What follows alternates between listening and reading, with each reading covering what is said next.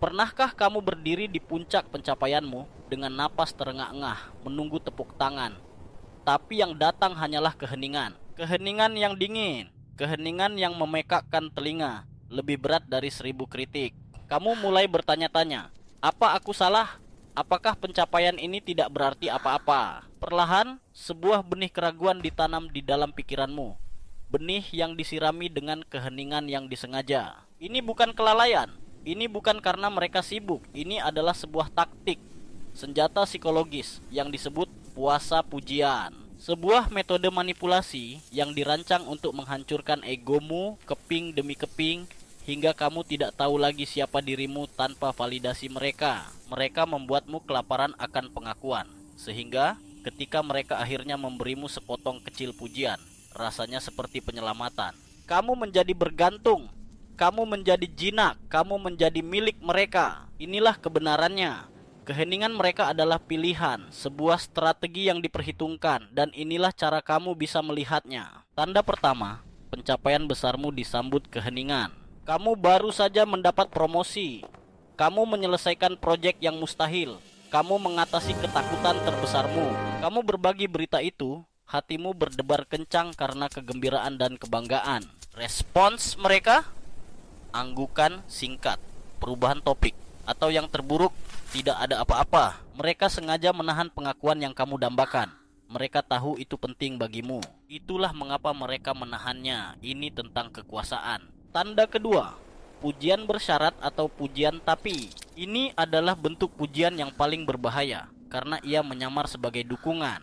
Mereka akan berkata, pekerjaanmu bagus, tapi kamu bisa melakukannya lebih cepat lain kali. Atau, kamu terlihat cantik malam ini, tapi gaun itu warnanya agak aneh. Kata tapi itu adalah racun. Ia membatalkan semua yang datang sebelumnya. Itu memberimu pesan. Kamu hampir cukup baik, tapi tidak sepenuhnya. Selalu ada yang kurang. Dan kamu akan terus berusaha lebih keras untuk mendapatkan persetujuan penuh yang tidak akan pernah datang. Tanda ketiga, pengalihan fokus yang cepat. Kamu baru saja berbagi sesuatu yang kamu banggakan, sesuatu yang intim dan personal. Sebelum kamu bisa menarik napas, mereka telah memutarbalikkan percakapan. Oh, itu mengingatkanku pada saat Akiu melakukan sesuatu yang jauh lebih besar. Atau, itu bagus, tapi apakah kamu sudah mendengar apa yang dicapai oleh sepupuku? Momenmu dicuri, cahayamu diredupkan agar mereka atau orang lain pilihan mereka bisa bersinar lebih terang. Ini mengajarkanmu pelajaran yang kejam. Ruangmu tidak penting, ceritamu tidak penting, hanya mereka yang penting. Tanda keempat, usahamu selalu diremehkan. Kamu bekerja keras selama berminggu-minggu, mengorbankan tidur dan waktu luang. Kamu akhirnya menunjukkan hasilnya. Respons mereka, oh itu saja, kelihatannya tidak terlalu sulit. Mereka meremehkan perjuanganmu. Mereka membuat pengorbananmu tampak tidak berarti. Ini adalah cara untuk menjaga agar kamu tetap di tempatmu, untuk memastikan kamu tidak pernah merasa terlalu bangga atau terlalu kuat. Karena jika kamu menyadari kekuatanmu sendiri, kamu mungkin akan menyadari bahwa kamu tidak membutuhkan mereka. Tanda kelima, dan mungkin yang paling menusuk, pujian selektif. Mereka akan memuji temanmu, rekan kerjamu, bahkan orang asing di jalan, untuk hal yang sama persis dengan yang mereka abaikan darimu. Rekan kerjamu dipuji karena presentasi yang bagus. Presentasimu yang sama bagusnya tidak dibahas sama sekali. Temanmu dipuji karena selera humornya. Leluconmu disambut dengan tatapan kosong. Ini adalah isolasi psikologis. Mereka menciptakan sebuah realitas di mana semua orang layak mendapat pengakuan, kecuali kamu. Ini membuatmu merasa cacat, tidak layak. Kamu mulai percaya bahwa ada sesuatu yang salah dengan dirimu. Mari kita lihat contoh nyata. Bayangkan Elara. Dia seorang seniman yang brilian namun tidak percaya diri. Pasangannya Silas adalah dunianya. Pendapatnya adalah satu-satunya yang berarti. Elara bekerja siang dan malam untuk sebuah pameran. Dia menuangkan jiwa dan air matanya ke atas kanvas. Malam pembukaan tiba. Karyanya mendapat pujian dari semua orang.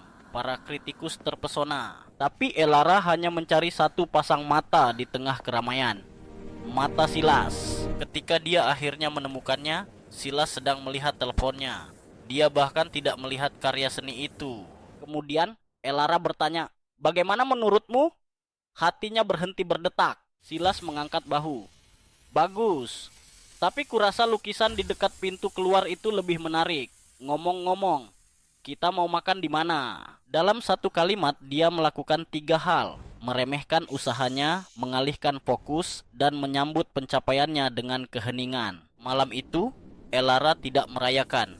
Dia berbaring di tempat tidur, merasa hampa, merasa seperti penipu. Pujian dari seluruh dunia tidak bisa mengisi kekosongan yang ditinggalkan oleh keheningan satu orang. Ini bukan kebetulan, ini psikologi. Ini adalah pelecehan emosional yang tersembunyi di depan mata. Jadi, apa yang kamu lakukan ketika kamu menyadari bahwa kamu sedang dibuat kelaparan? Pertama, sadari polanya. Manipulasi ini bekerja paling baik dalam kegelapan. Bawa ke cahaya. Namai perilakunya. Aku perhatikan bahwa setiap kali aku berbagi kabar baik, kamu mengubah topik pembicaraan. Kedua, berhenti mencari makan di toko yang kosong. Berhenti mengharapkan validasi dari sumber yang sengaja menahannya. Temukan validasimu dari dalam. Mulailah memuji dirimu sendiri. Simpan jurnal pencapaian. Rayakan kemenangan kecilmu. Jadilah penontonmu sendiri yang paling setia. Ketiga, dan ini yang tersulit, pertimbangkan kembali hubungan itu. Seseorang yang dengan sengaja membuatmu kelaparan secara emosional bukanlah pasangan. Mereka adalah sipir penjara. Kamu tidak pantas menerima keheningan saat kamu pantas menerima tepuk tangan. Ingatlah ini. Nilaimu tidak ditentukan oleh ketidakmampuan seseorang untuk melihatnya. Nilaimu adalah kebenaran yang mutlak, yang ada dengan atau tanpa persetujuan mereka.